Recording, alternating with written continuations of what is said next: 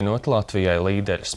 Neveiksmi 2011. gada Saeimas ārkārtas vēlēšanās viņš sauc viņu par sīkām nebūšanām, sola panākt nacionālo izlīgumu valstī un izveidot valdību, kas spētu sēsties pie sarunu galda ar Krievijas prezidentu Vladimiru Putinu. Eksperti gan norāda, ņemot vērā, kā Šlesers no politikas aizgāja, viņa atgriešanās varētu nebūt tik veiksmīga, kā politiķis pats iecerējis. Partijas Vienota Latvijai kongresā šodien pabija Aneta Bērtole. Partijas Vienota Latvijai kongress šodien norisinājās Rīgas vēstures un kuģniecības muzejā. Starp sanākušajiem apmēram 90 partijas biedriem redzams vien pāris pazīstams sejas, tāpēc skaidrs, ka partijas lokomotīva gaidāmajās Saeimas vēlēšanās būs tieši Ainārs Šlesers. Izgāsies 2011. gada vēlēšanās, viņš cer savākt vēlētāju balsis jau nākamajās. Partijā Vienoti Latvijai Ainārs Šlesers iestājās pirms nedēļas, bet šodien vienbalsīgi tika ievēlēts par tās priekšsēdētāju. Partijas galvenais mērķis esot panākt nacionālo izlīgumu.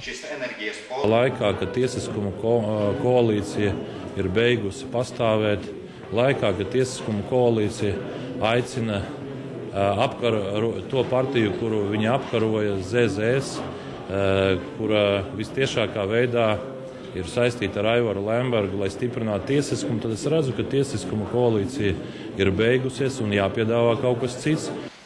Šlesers apgalvo, ka viņa partija neplāno sadarboties ar radikāļiem, piemēram, Nacionālo apvienību, bet apstiprina, ka sadarbotos ar Saskaņas centru, ja šī partija atbalstītu nacionālā izlīguma ideju. Viņš gan noliedz, ka Vienoti Latvijai, ko pats sauc par nelielu reģionālo partiju, būtu Saskaņas centra satelīta partija.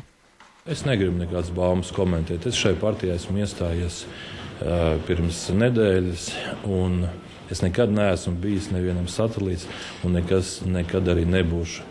Sociologs Arnis Kaktiņš norāda, ka laikā, kad vēlētājs savu izvēli izdara pēc principa mazākais ļaunums, partijām, kas agrāk Saeimā nav bijušas, ir labas izredzes tur iekļūt. Viņš gan uzsver, tas, kā Šlesers no politikas 2011.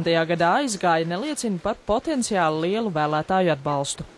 Nav pamata domāt, ka, tā teikt, viņš viens pats tikai ar savas personības šarmu pilnīgi nepārprotami spēja garantēt, ka šai jaunajai partijai 5% barjeri pārvarētu. Patiesībā ļoti svarīgi ir, kas ir otrais ešalons, kas ir tie citi cilvēki, kurus izdodās sapulcināt savās rindās.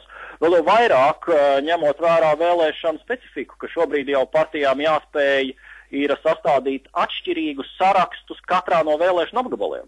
Tas ir ļoti būtiski. Agrāk, tā teikt, viena lokomotīve spēja vilkt sarakstu pa visiem 5 apgabaliem, tad šobrīd jau kādu laiku tas tā nav.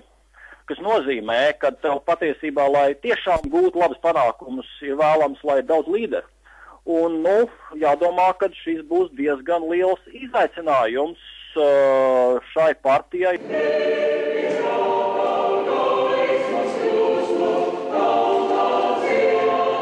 Šlesera vārds saistāms gan ar tā saukto Jūrmalgaitas skandālu, gan 3 oligarhu lietu, kuras izmeklēšanas ietveros viņa īpašumos kratīšana veids korupcijas novēršanas un apkarošanas birojas. Politikā Ainārs Šlesers darbojies 14 gadus, strādājis 6 valdībās, bijis satiksmes un ekonomikas ministrs un Rīgas vicemērs un izveidojis vismaz 4 partijas. Aneta Bērtole, Andris Sārma, Latvijas televīzija. Latvijas bijusī prezidente Vaira Vīķa Freiberga kļuvusi par prestižā Madrides